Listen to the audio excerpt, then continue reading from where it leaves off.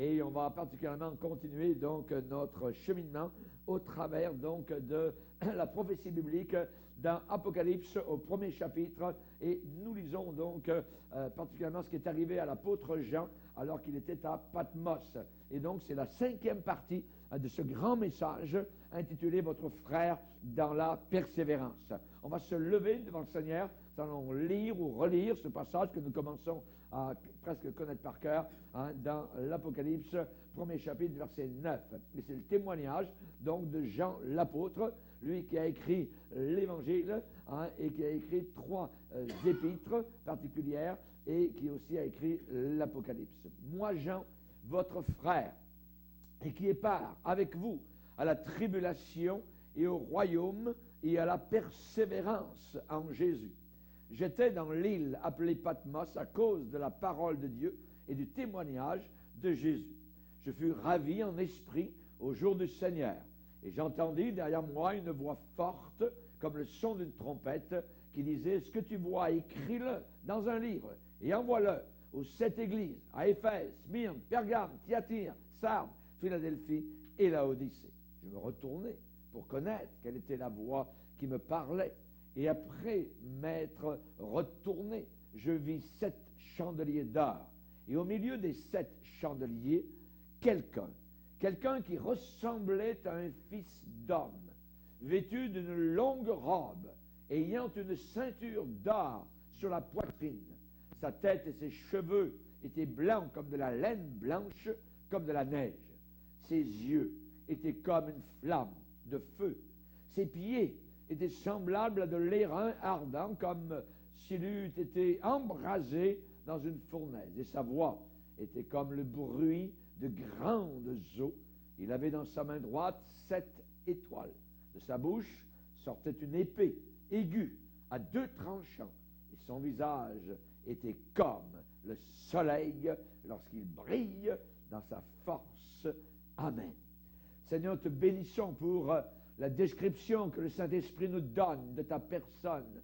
Merci Seigneur d'être l'auteur de notre salut, celui qui a commencé la foi dans notre cœur et celui qui va l'achever.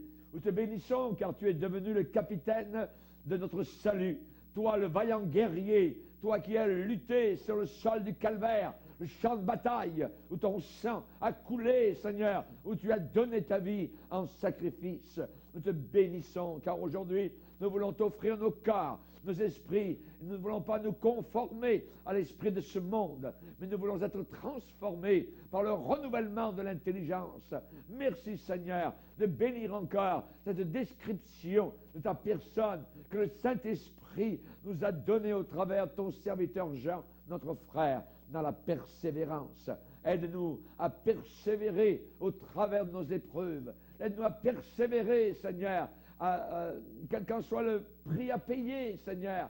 Nous te demandons que nous puissions te servir jusqu'à la fin, jusqu'au bout, Seigneur, que nous puissions nous trouver devant toi à la fin des jours, debout, pour recevoir notre héritage et notre récompense. Merci, Père, dans le nom de Jésus, pour ta plus grande gloire. Amen. Et le peuple de Dieu dit Amen. Amen.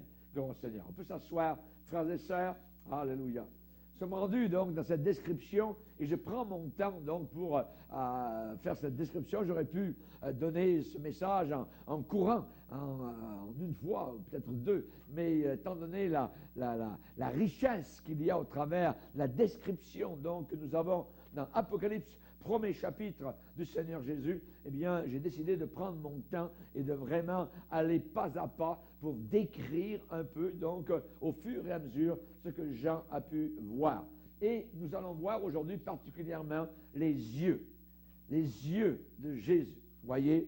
Et Jean va parler de ses yeux, il va dire, ses yeux étaient comme, c'est un exemple, c'est une métaphore, c'est une comparaison. Ses yeux étaient comme une flamme de feu.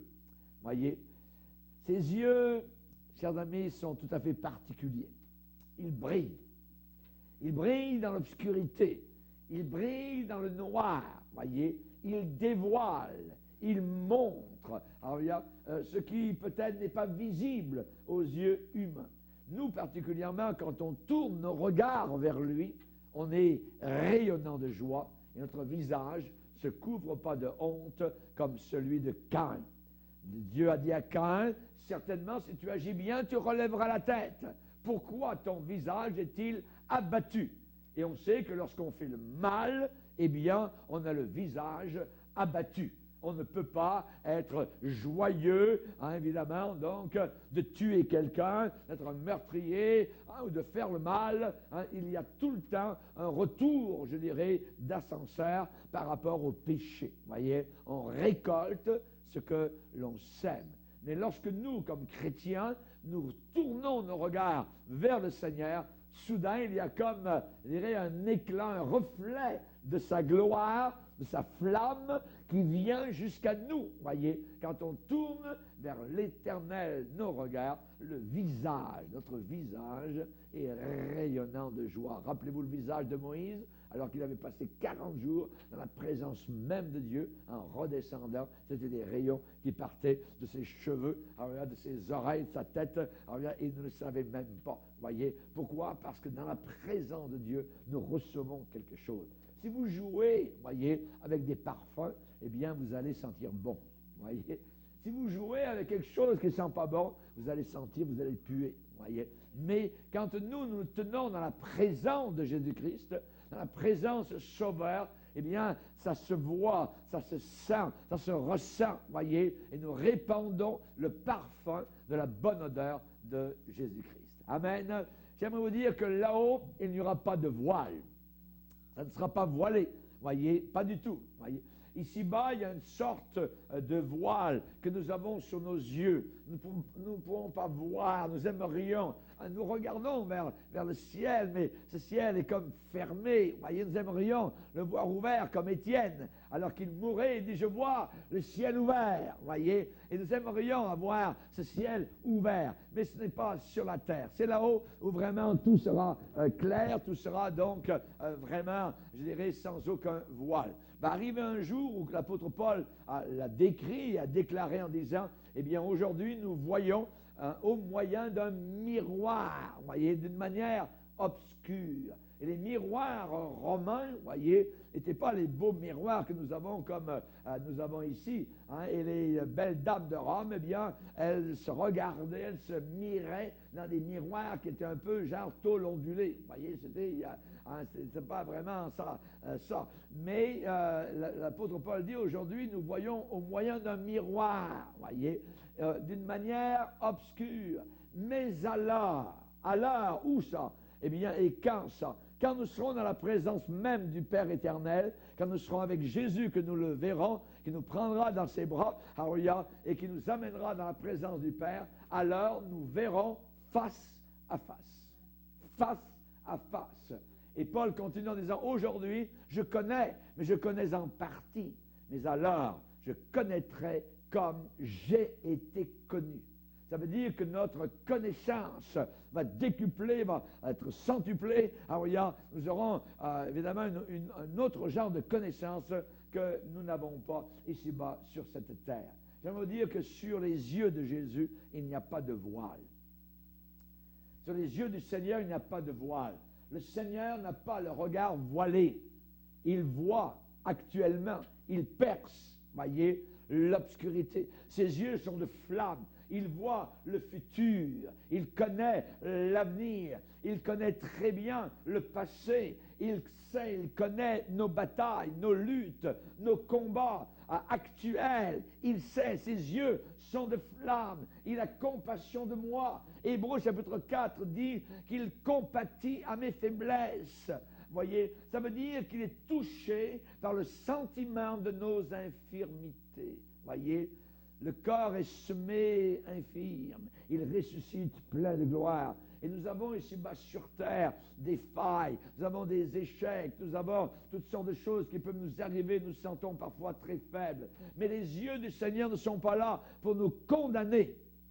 Il n'est pas là pour nous condamner, pas du tout. Voyez, notre Sauveur n'est pas en colère contre nous, voyez. Il n'est pas venu pour nous condamner, il est venu pour nous sauver, pour nous extirper du péché, pour nous enlever de la mare boueuse du péché. La Bible dit qu'il n'y a aucune condamnation pour une certaine catégorie de personnes, ceux et celles qui sont dans le Seigneur Jésus-Christ.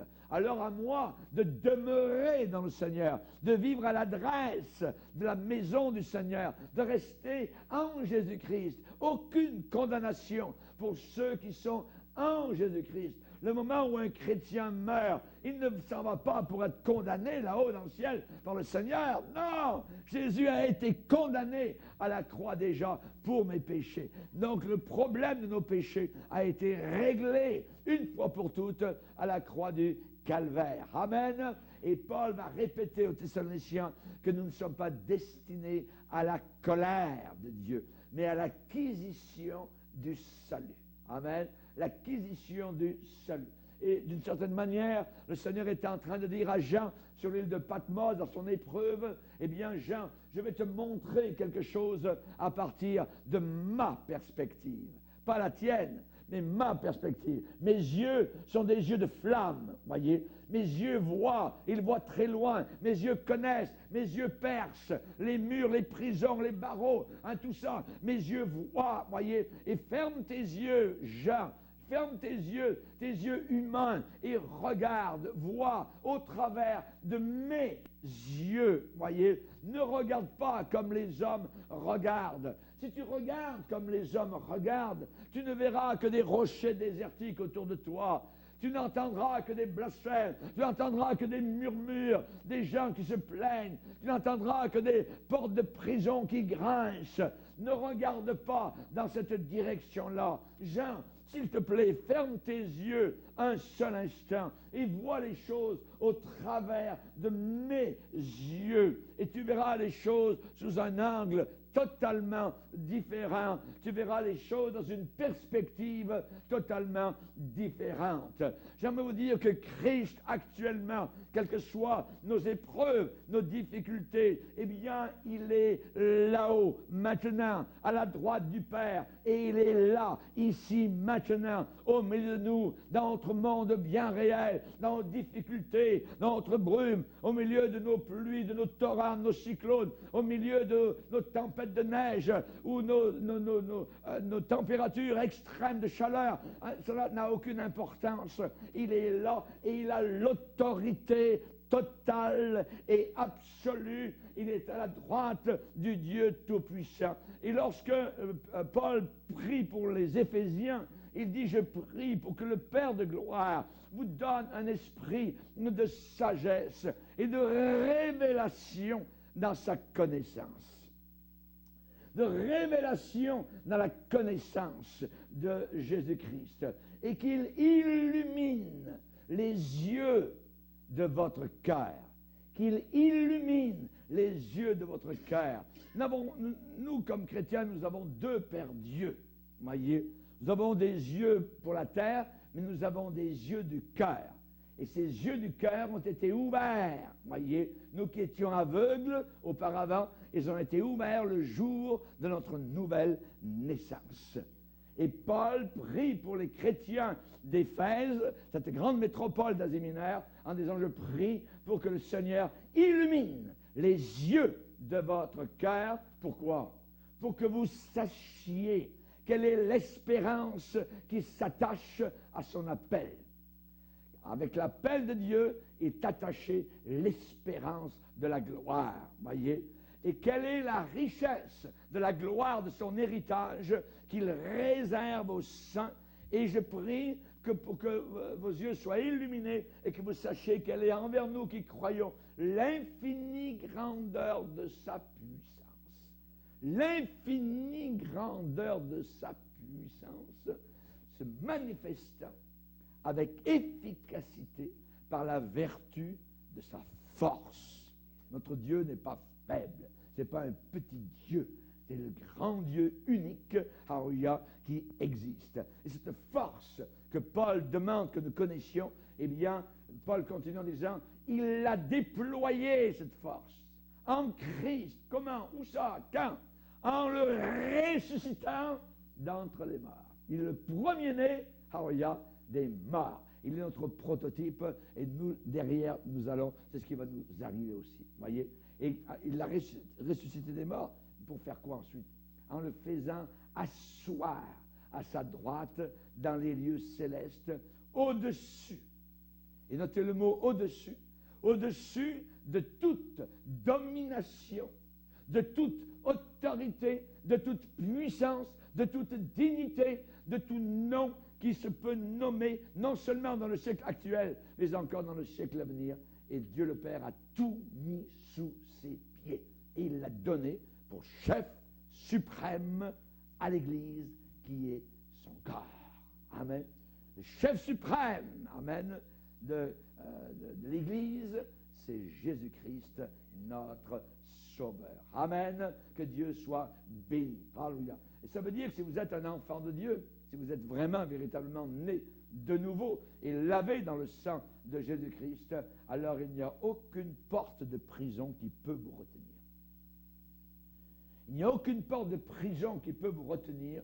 Il n'y a aucun souvenir du passé qui peut vous paralyser, vous estropier, vous laisser boiteux ou infirme. Le diable aimerait bien aller jouer dans ces choses-là, dans le passé. Et ce que fait l'Église apostate aujourd'hui, c'est d'aller jouer toujours dans le passé des personnes. Et ils pensent trouver la solution aux problèmes d'aujourd'hui dans leur passé, alors que la solution à nos problèmes actuels se trouve dans la croix de Jésus-Christ. Alléluia! Que Dieu soit glorifié. Il n'y a aucune voie qui peut vous arrêter. Aucune voie qui peut vous arrêter. Il est assis. Il est assis. Il est assis. Amen. La position assise montre un travail fini, un travail achevé. L'œuvre est finie. De debout, cloué entre deux brigands sur la croix de Calvaire, il est passé à la position assise, travail fini, travail bien fait, travail achevé, tout est accompli, tout est réalisé. Il est assis à la droite du Père. Et quand le premier martyr est entré dans le ciel, Jésus-Christ s'est levé debout pour aller accueillir celui qui montait de la terre, son serviteur Étienne. Et Étienne dit, je vois Jésus-Christ debout à la droite du Père. Jésus venait de se lever, sa position assise, alors il y a le travail achevé pour accepter, pour accueillir, pour recevoir, alors il y a celui qui était mort pour lui, pour Jésus. Amen. Il est assis, ça veut dire qu'il est assis en autorité absolue. Jésus a triomphé sur les puissances de l'enfer, sur les puissances diaboliques.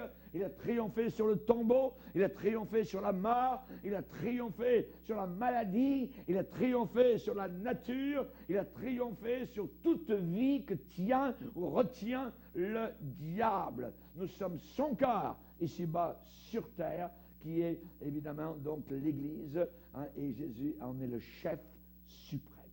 Suprême. Amen. Chef suprême de l'Église. Nous sommes son Église et il est celui qui remplit son corps par son esprit. Amen, gloire au Seigneur.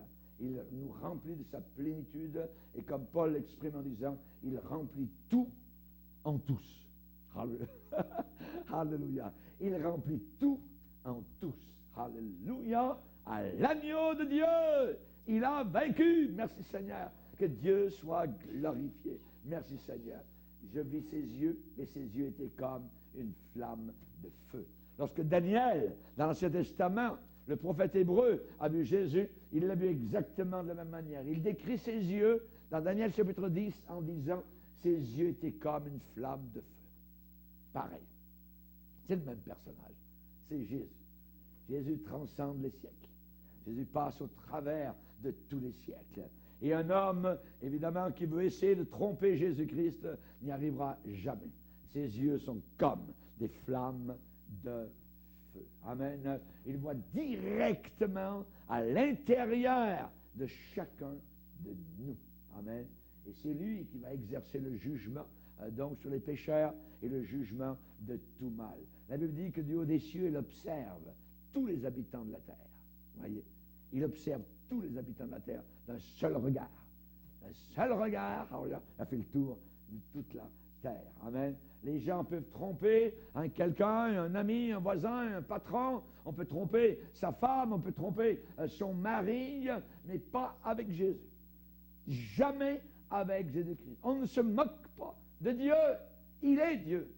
Il connaît tout. Il sait tout. Il est présent en tout lieu au même moment. Tu sais quand je me lève. Tu sais quand je m'assieds. Amen. Va dire David. Chers amis, il connaît absolument toutes choses. Rappelons-nous la femme au puits de Samarie qui pouvait dire Amen à tout cela. Quand Jésus-Christ lui a dévoilé, évidemment, toute sa vie et combien elle avait vécu avec plusieurs hommes et l'homme avec lequel elle était n'était pas son mari. Comment, qui t'a dit ça? Tu es le Fils de Dieu. Elle a reconnu, elle était bouleversée, cette femme, donc à Samarie. Nathanaël, je t'ai vu quand tu étais sous le figuier. Comment ça? Tu es le Fils de Dieu. Tu es le Fils de Dieu. Vous voyez? Je t'ai vu quand tu étais sous le figuier. La femme à Samarie est allée voir ses voisins, ses voisines. Elle a crié dans la rue, venez voir un homme qui m'a dit tout ce que j'ai fait. Qui m'a dit tout ce que j'ai fait. Et à Éphèse, quand tous ces païens d'Éphèse, vous voyez, qui adoraient les idoles, qui allaient dans les temples, qui allaient avec les prostituées du temple, ainsi de suite, quand l'évangile, quand la flamme de l'évangile a percuté la ville d'Éphèse, des milliers de personnes sont données à Jésus-Christ. Et ils venaient dire ce qu'ils avaient fait.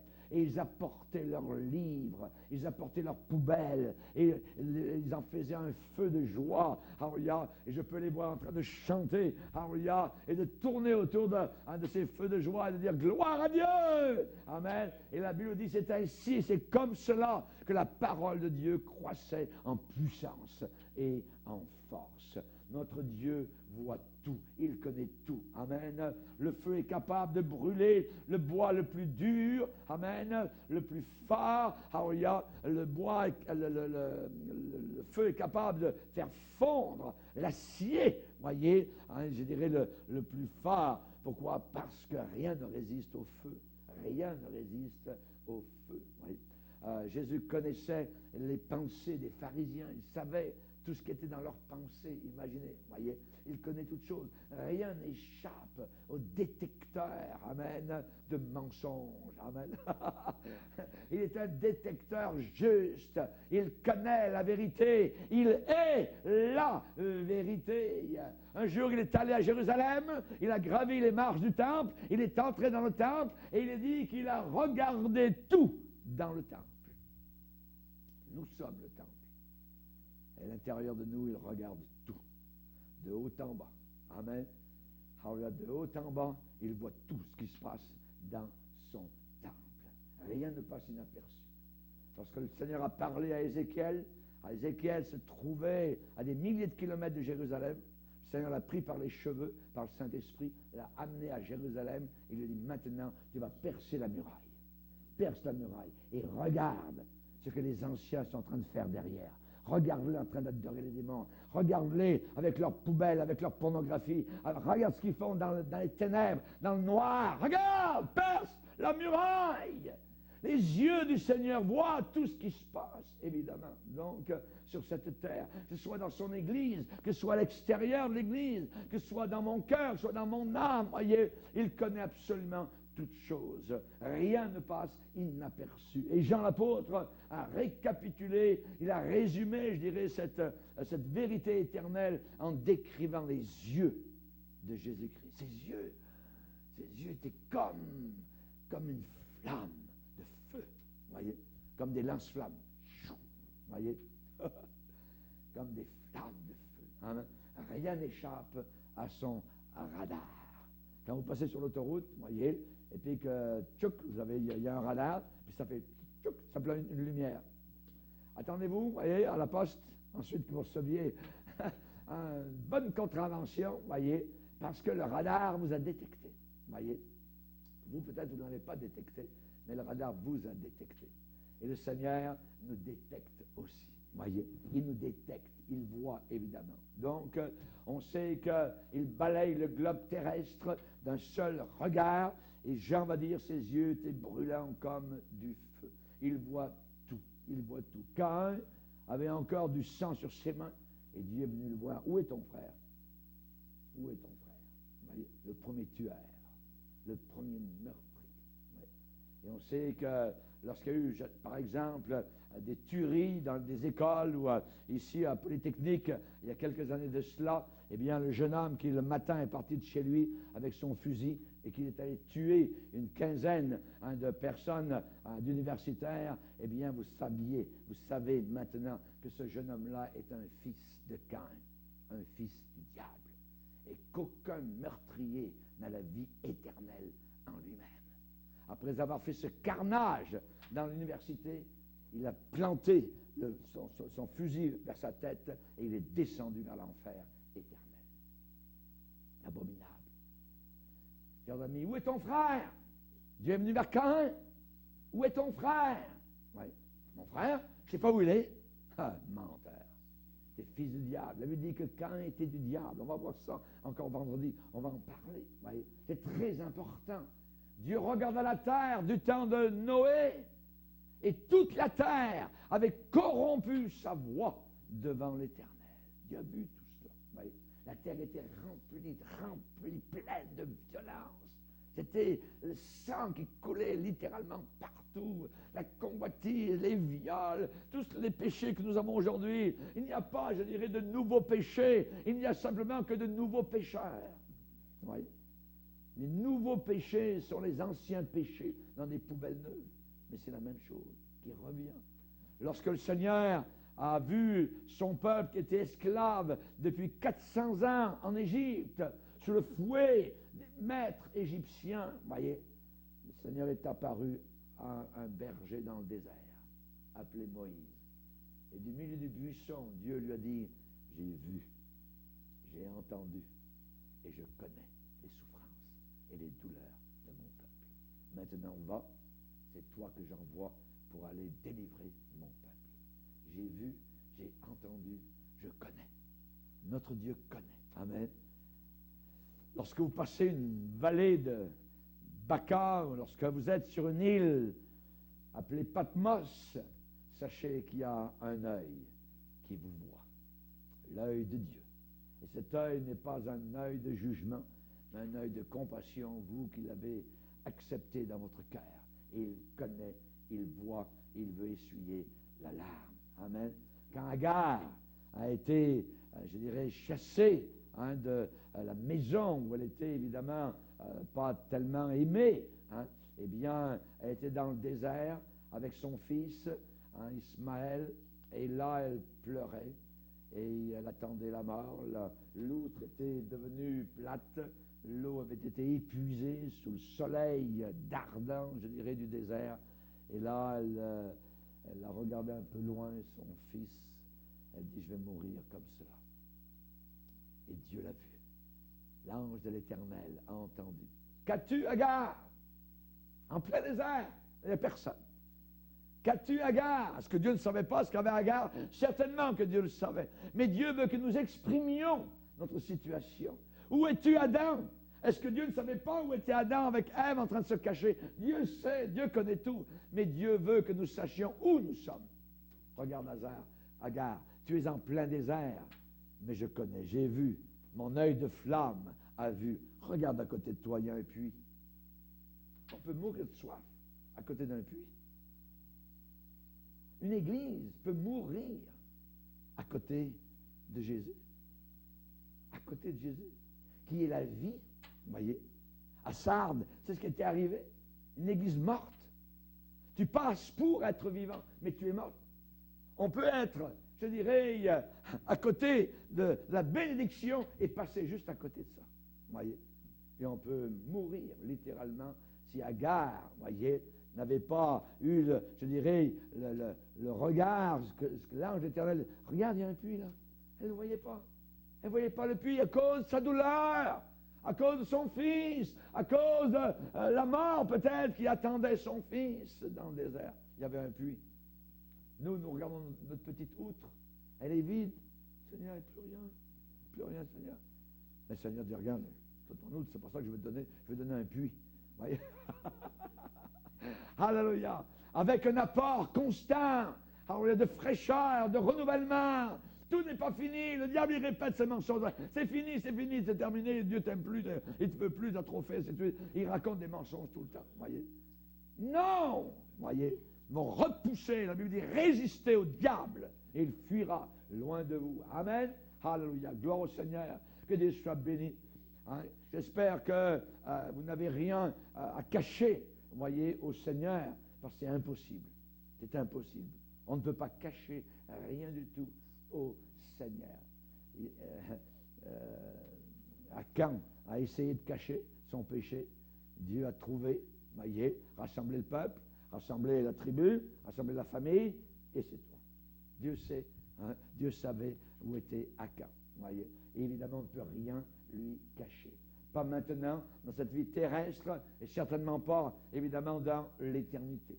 La Bible dit dans Hébreux chapitre 4, nulle créature n'est cachée devant lui. Mais tout est nu et découvert, voyez, pas caché, pas couvert, découvert aux yeux de celui à qui nous devons rendre compte, voyez, à qui nous devons rendre compte, voyez. Donc, évidemment, ses yeux brillent. Ses yeux sont comme une flamme de feu. Et on sait que vis-à-vis des païens, vis-à-vis de cette génération, eh bien, le Seigneur, ses yeux brillent d'une sainte colère face à l'impiété, face à la moquerie, face à la dureté de cœur que les hommes ont vis-à-vis de Jésus-Christ, notre Sauveur, actuellement. L'impiété est en train d'envelopper, de ceinturer littéralement cette planète qui a déjà été belle, qui a déjà été pure, voyez, lors de la création. Quelqu'un se tiendra-t-il dans un lieu caché sans que je le voie? Oui. Quelqu'un se tiendra-t-il dans un lieu caché sans que je le voie? Caché, voit. Caché, voit. Dieu voit tout. On ne peut rien cacher. On ne peut pas le tromper. Dans Malachie, Dieu va dire, un homme trompe-t-il Dieu? Voyez, un homme trompe-t-il Dieu? On ne peut rien lui cacher. Voyez, évidemment, il nous regarde. Il nous regarde, il a l'œil sur nous. Si vous êtes, je dirais, en bon terme avec lui, vous n'avez pas peur qu'il vous regarde. Mais si vous cachez quelque chose et que vous savez que son œil vous regarde, c'est très, très inconfortable. Voyez? Vous savez que quelqu'un vous regarde et vous avez quelque chose contre cette personne-là et vous voulez cacher quelque chose à cette personne. Voyez? C'est très inconfortable. Voyez? Il n'y a rien de plus inconfortable qu'une personne qui est pure, qui vous regarde longuement, surtout s'il y a une impureté secrète dans votre vie. C'est inconfortable, voyez. Il sait, le Seigneur, quand nos lampes brillent bien, il sait aussi quand notre amour se refroidit. Ouais. À Éphèse, il a dit, c'est très bien, la doctrine, tu crois ce que tu crois, ça, hein, mais j'ai juste une chose contre toi, c'est que ton premier amour a disparu. Et quand le premier amour disparaît, c'est pas bon. C'est jamais bon, ça n'a jamais été bon. Il faut le garder. Amen, gloire au Seigneur. Habakkuk a déclaré en disant, Seigneur, tes yeux sont trop purs pour voir le mal. Ça veut dire regarder le mal, apprécier le mal, se réjouir du mal. Tes yeux sont trop purs pour voir le mal. Tu ne peux pas regarder l'iniquité. Dieu est l'iniquité. Il est le péché. Amen. Il sait ce qui se passe dans son Église. Relisez les 7 lettres aux Églises de l'Apocalypse. Il sait tout ce qui se passe, évidemment, dans son Église. Amen. Mais les païens disent une chose. Oh, Dieu oublie. Dieu oublie, voyez. Dieu cache sa face. Dieu ne regarde jamais. Psaume 10. Le païen, Dieu ne regarde jamais. Voyez. Et ils font toutes sortes de coups. Et il semble que le ciel ne leur tombe pas sur la tête. Et ils disent, si Dieu existait, que le ciel me tombe sur la tête, voyez. Ce ne sera pas le ciel qui va leur tomber sur la tête, mais ça va être les flammes de feu, ça va être le souffle, ça va être pour l'éternité. Ça va être inimaginable, voyez. Que Dieu ait pitié, voyez, que Dieu ait pitié. Chers amis, il nous regarde. Et quand on sait qu'il nous regarde, c'est une vérité terrifiante pour celui qui vit dans le péché. Pour celui qui vit dans le péché, voyez, et pour ce monde qu'il vient pour juger. Qu'il vient pour juger. Ses regards vont transpercer les hommes et leurs sentiments et leurs cœurs seront mis à nu. Et Jean a vu les yeux de Jésus. Les yeux de Jésus lorsque Jésus a pleuré sur la terre. Il a vu les yeux de Jésus mouillés de larmes au tombeau de Lazare. Non pas parce qu'il aimait Lazare, à cause de l'incrédulité qu'il avait autour de lui. C'est terrible. L'incrédulité est une offense à la vérité. Voyez, il semble que personne ne croyait à ce que Jésus allait faire. Voyez, Jésus pleura. Marthe, Marthe, ne t'ai-je pas dit que si tu crois, tu verras la gloire de Dieu.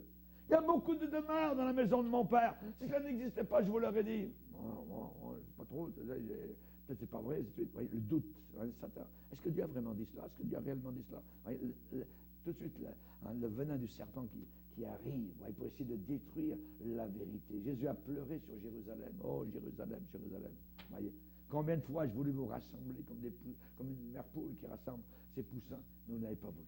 Voyez, il a pleuré sur Jérusalem. J'imagine qu'à Gethsémane, il a pleuré quand il s'est jeté contre terre, rappelez-vous, et que là, à la lueur blafarde de la lune, il a prié son Père.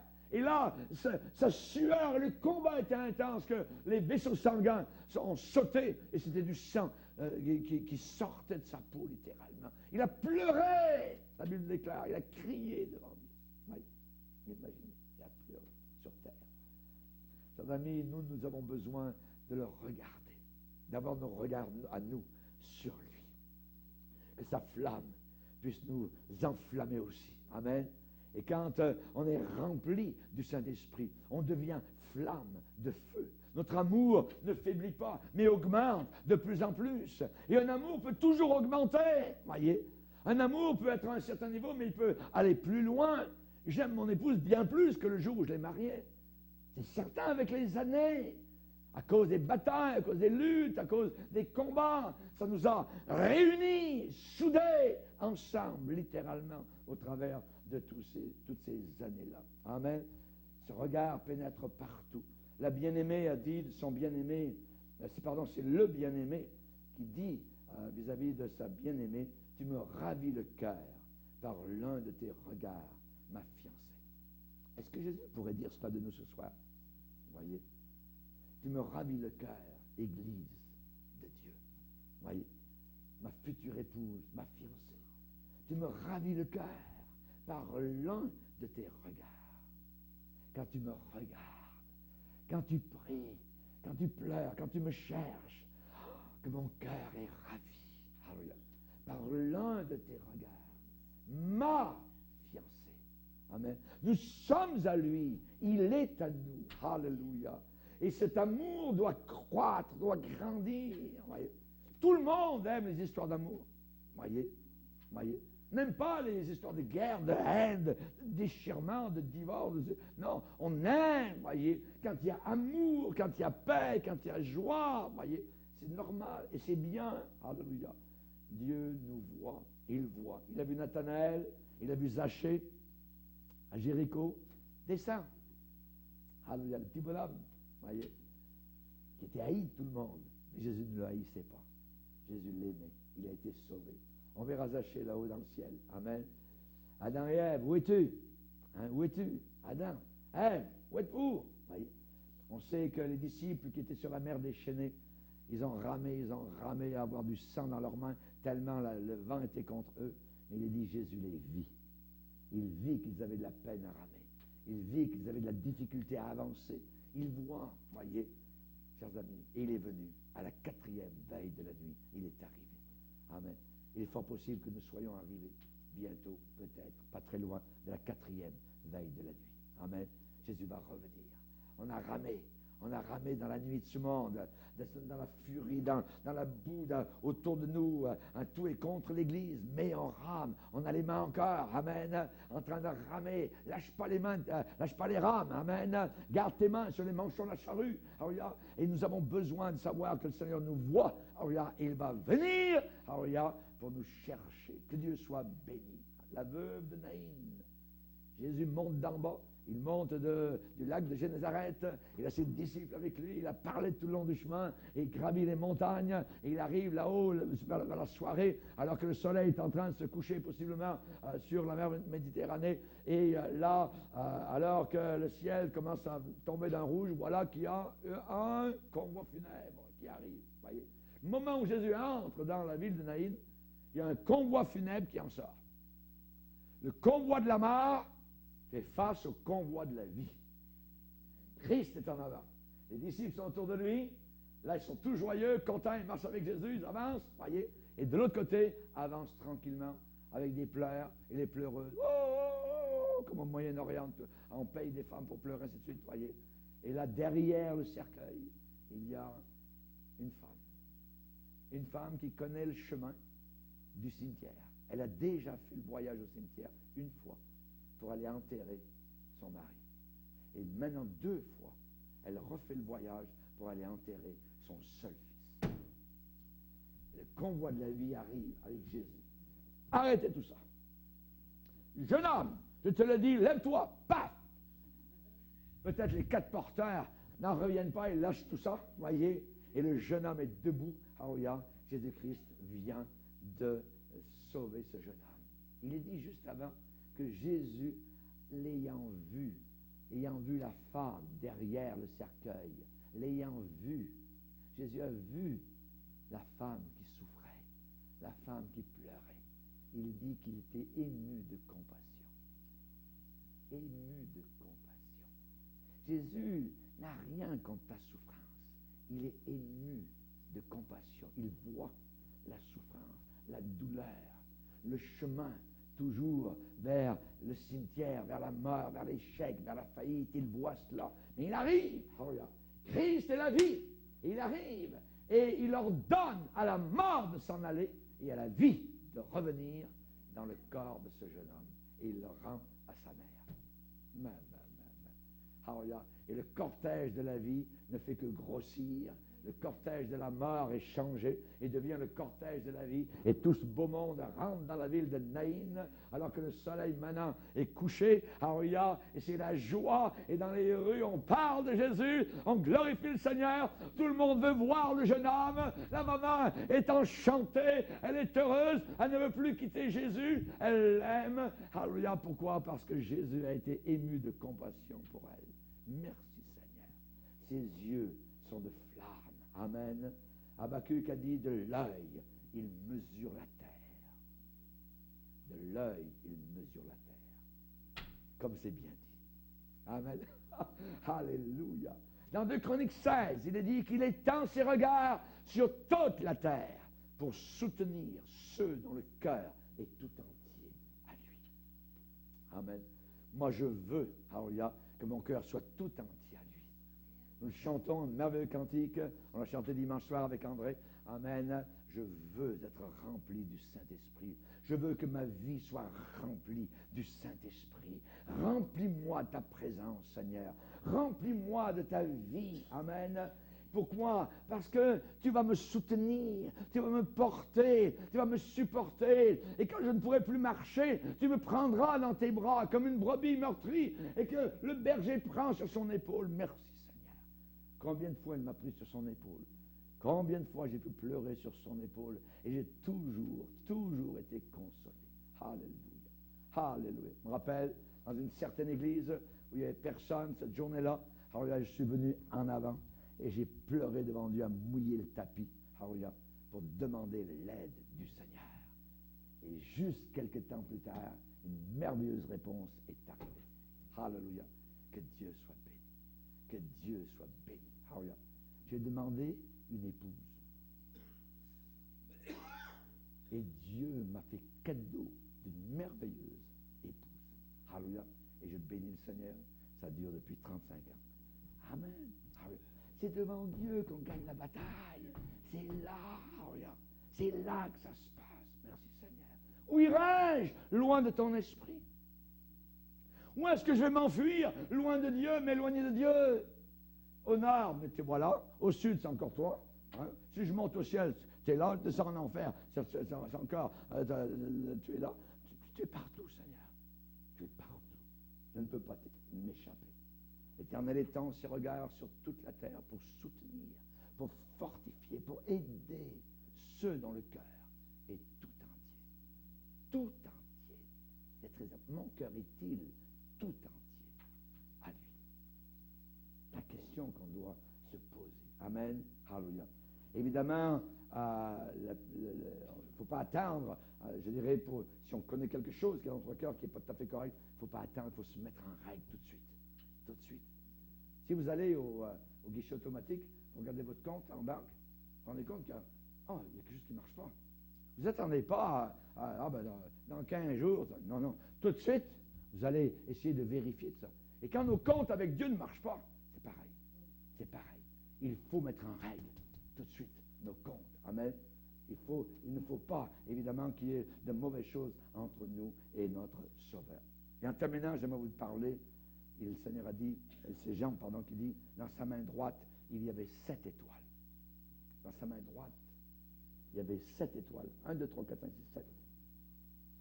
Dans sa main droite, la main percée, la main du calvaire, il y avait 7 étoiles.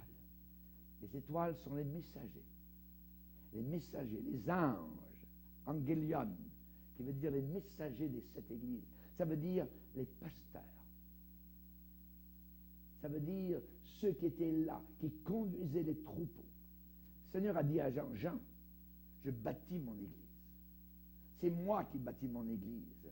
Oui, j'ai des sous-bergers. C'est moi qui suis le berger, le pasteur principal de mon église. Mais je tiens entre mes mains mes envoyés. Je les ai là. Amen. Jean, tu es pasteur. Tu as été pasteur. Tu es maintenant à Patmos. Eh bien, ta destinée, elle est dans ma main. Ta destinée est dans ma main. Alléluia. Toute chose concourt au bien de ceux qui aiment le Seigneur, de ceux qui sont appelés selon son dessein. Le Seigneur a dit, je bâtirai mon église. Il aime son église. Et les portes de l'enfer ne prévaudront pas contre elle. Amen. Vous savez, il y a des choses que nous comprenons. Il y a des choses que nous ne comprenons pas. Il y a des choses qui nous apportent la joie. Il y a des choses qui nous apportent la tristesse, qui nous blessent, et qui nous amènent la douleur. Voyez, il y a des choses qu'on peut voir comme ça, mais sans comprendre. On ne comprend pas. Voyez. Dernièrement, j'ai appris que Charles Swindoll, voyez, certains peut-être l'avaient écouté à la radio, vous l'écoutez, tous les jours il passe. Je le considère comme étant un homme de Dieu, et j'aime bien l'écouter. Il apporte un très bon enseignement. Mais j'ai appris qu'il a plusieurs enfants, et il a une fille, sa dernière fille, donc la plus jeune, s'appelle Colin, eh bien, a eu un enfant. Elle a eu un enfant qui s'appelle Jonathan. Elle était enceinte durant les 9 mois normaux. Ça s'est bien passé. C'était en 1997, voyez. Et la naissance aussi, à l'hôpital, tout s'est très bien passé. Mais tout de suite après la naissance, il y a eu beaucoup de visites à l'hôpital avec le bébé. Les problèmes ont commencé. Finalement, ça a été reconnu que l'enfant était un autiste et qu'il avait le syndrome de Tourette. Imaginez. Quelque chose d'inimaginable, voyez.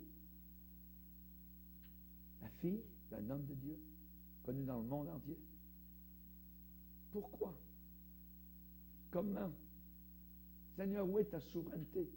Pourquoi ceci? Pourquoi cela? Voyez. Si vous faites partie véritablement de son Église, rappelez-vous une chose, vous êtes dans sa main. Quoi qu'il arrive, vous êtes dans sa main. Il a une destinée pour votre vie. Je remets mon esprit entre tes mains. Je remets, ça veut dire je dépose. Voyez, je dépose. Je ne comprends pas. Voyez, un jeune homme, un chrétien, sort d'une réunion, prend sa voiture, se fait tuer sur la route par un autre automobiliste qui était ivre au volant. Pourquoi? Pourquoi? On a un frère, et c'était sa fille, à lui, qui sortait d'une réunion, et en sortant de la réunion, elle a eu un accident, elle a brûlé dans la voiture.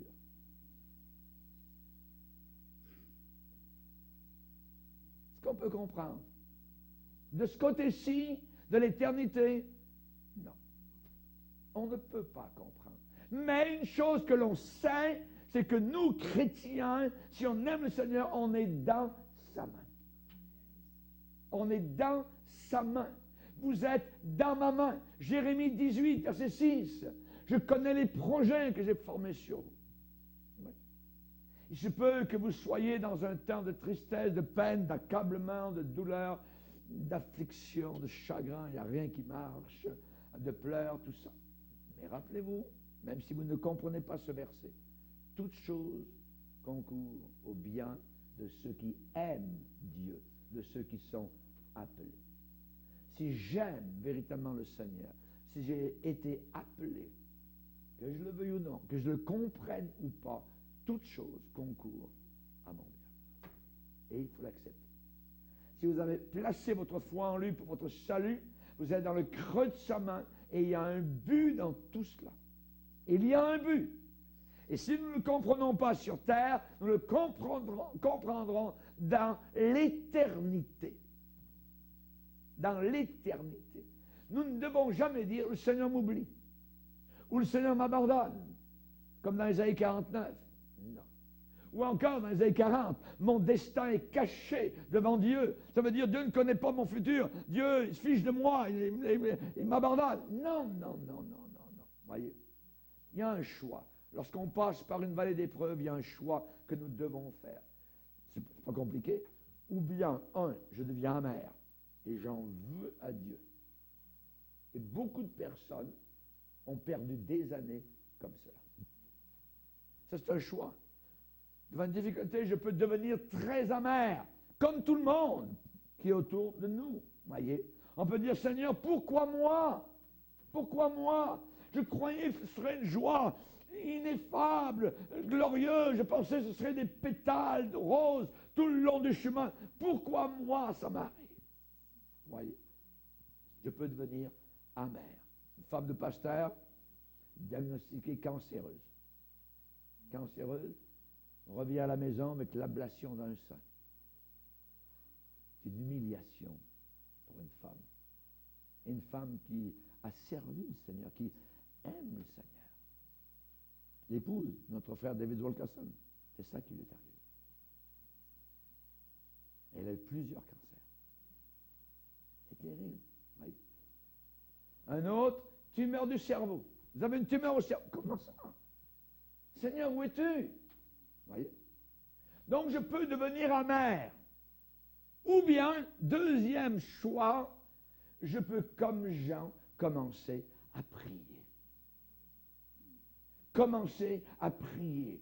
Dans ces moments durs, ces moments rocailleux, ces périodes Patmos, dans ces situations venteuses, désertiques, froides, glaciales. Oui, Seigneur, donne-nous une révélation de ta personne dans ces moments terribles que nous passons, dans ces vallées de Baca. Nous entendons les chacals, où nous entendons vraiment les hurlements diaboliques de démons, les ricanements de Satan. Seigneur, donne-nous une révélation de ta personne, ce que tu es.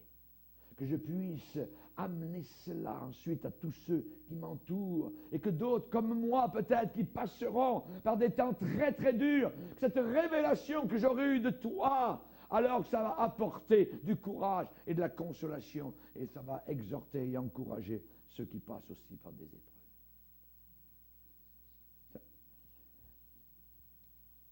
Vous devez vous dire, je vais passer au travers. Je vais passer au travers. Pourquoi? Parce que Seigneur, toi aussi, tu es passé au travers toi-même. Et eux qui m'entourent vont passer aussi au travers. Amen. Quand ils traversent la vallée de Baca, ils deviennent amers. No way. Non, non, non, non. Le texte sacré nous dit, quand il traverse la vallée de Baca, la vallée des pleurs, il la transforme, la vallée, en un lieu plein de sources, rempli de sources, de bénédictions. Il y a des choses merveilleuses que le Seigneur veut nous dévoiler dans cette vallée. Confie-toi en l'Éternel, nous a dit Salomon. Ne t'appuie pas sur ta sagesse. Reconnais-le dans toutes tes voies. Et il aplanira tes sentiers. Et il aplanira tes sentiers. La plus grande libération dans la vie d'un chrétien, c'est de comprendre, de saisir que toutes choses ont un but ordonné de Dieu. Ordonné de Dieu. C'est le Dieu que nous servons. Ce n'est peut-être pas le Dieu que je connais jusqu'à présent, mais c'est le Dieu réel qui veut se révéler comme étant avec moi à Patmos. Amen. Si on a placé notre confiance en lui, ça ôte le souci, ça enlève le fardeau d'essayer de vouloir tout calculer, tout comprendre, tout figurer, tout évaluer. Oubliez ça. Oubliez ça. Voyez. Remets ton sort. Abandonne. Lâche. Lâche. Voyez. Il faut dire, Seigneur, dans tout ça, ouvre mes yeux. Ouvre mes yeux. Montre-toi. Révèle-toi au milieu de tout cet imbriglio. Je ne comprends rien. Mais toi, au milieu de tout ça, Seigneur, tu es certainement là, comme tu étais avec Jean à Patmos. Montre-toi, Seigneur. Ouvre ma compréhension. Illumine les yeux de mon intelligence, de mon cœur, pour que je puisse comprendre quelle est l'espérance qui s'attache à ton appel. Alléluia. Amen. Que je puisse te voir dans cette situation, voir qui tu es vraiment et savoir que tu es à l'œuvre dans ma vie. Tu ne m'as pas abandonné. Tu ne m'as pas abandonné. Quand un bébé a des problèmes continuels de digestion, des infections respiratoires, des désordres de développement, quand son système immunitaire est toujours déficient, oui. Quand il n'aura possiblement jamais une vie qu'on appelle normale, qu'est-ce que vous faites? Dans ces moments-là, votre compréhension de la volonté de Dieu, sa souveraineté, ça laisse beaucoup à désirer. Vous ne savez plus. Vous flottez. Et vous devez vous en remettre totalement au Seigneur. Amen. Le Seigneur a des manières, des façons. Et dans la vraie vie, le Seigneur a une façon de percer des trous béants, je dirais, dans notre théologie simpliste. Voyez, nos idées toutes faites. On pense que parce qu'on a accepté le Seigneur, on n'aura plus aucun problème. Ouais. Relisez Hébreux chapitre 11. Ces gens qui ont été sciés, torturés, ces chrétiens qui avaient la foi, ces héros de la foi. Imaginez. Oui. Dans sa main droite, je vis 7 étoiles. Dans sa main droite. Je veux, Seigneur, être dans ta main, au creux de ta main. Et ça me suffira. Amen. Père, nous voulons te bénir. Nous voulons te remercier pour ta parole puissante. Nous te bénissons pour ta souveraineté. Nous te remercions pour tes yeux de flamme. Nous te bénissons pour ta main droite, la main de puissance, dans laquelle nous sommes protégés, cachés. Même si nous ne comprenons pas tout ce qui se passe dans nos vies, Seigneur. Tu es le Dieu de gloire. Et nous voulons nous en remettre totalement entre tes mains d'amour. Nous savons une chose, c'est que tu nous aimes et tu nous aimeras toujours. Merci Seigneur, dans le nom puissant de ton Fils qui a été cloué sur une croix romaine pour nos péchés et qui aujourd'hui règne sur tout l'univers entier. Merci Seigneur. Et c'est dans le creux de la main de ce roi de l'univers que j'ai placé ma vie entière. Au nom de Jésus. Amen.